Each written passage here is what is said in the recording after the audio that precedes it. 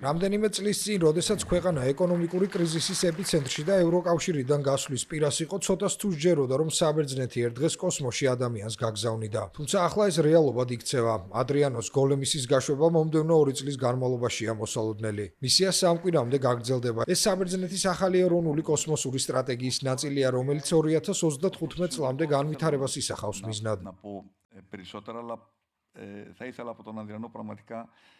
რაც შეეხება ამ მისიის სიმბოლურ მნიშვნელობას, მეტის თქმა არ მსურს, თუმცა გულწრფელად მინდა, რომ ადრიანოსმა, რომელიც ამ დიდ პასუხისმგებლობას აიღებს, უპირველეს ყოვლისა სკოლებში ახალგაზრდებს აუხსნას, თუ რატომ არის კოსმოსი მნიშვნელოვანი. იმედი მაქვს, რომ ის შთაგონების წყარო იქნება იმ თაობისთვის, რომელიც იმედს ეძებს გარემოში, რომელიც ზოგჯერ შეიძლება ძალიან პირქუშად გამოიყურებოდეს. ვფიქრობ, ყველა ვნახეთ, თუ რა ინტერესით ადევნებდა თვალყურს მსოფლიო საზოგადოება არტემისის მისიას. მე მჯერა, რომ ეს ჩვენი ქვეყნისთვის შესანიშნავი მომენტი და ჩვენი ერისთვის მნიშვნელოვანი ეტაპია.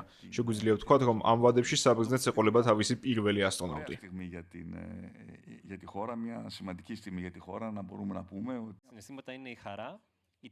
ახლა უდიდეს სიხარულს, პატივსა და პასუხისმგებლობას გრძნობ. პასუხისმგებლობა გამომდინარეობს იქიდან, რაც თქვენ თქვით. როცა მისია გაქვს, ის ქვეყნის სასიკეთოდ უნდა იყოს მიმართული. ჩვენ მომავალი თაობისთვის ვაკეთებთ ყველაფერს. რა არის ჩვენი მიზანი? უნდა მოვძებნოთ გამოსავალი თუ რა მუშაობს უკეთ მომავალი თაობებისთვის. მე ვიტყოდი, რომ ჩვენი მიზნების მისაღწევად გვჭირდება გეგმა. მიზანი საკმარისი არ არის. გვჭირდება გეგმა და შეუპოვრობა. გვჭირდება ნდობა ჩვენი შესაძლებლობების მიმართ და რაც მთავარია, გუნდური მუშაობა.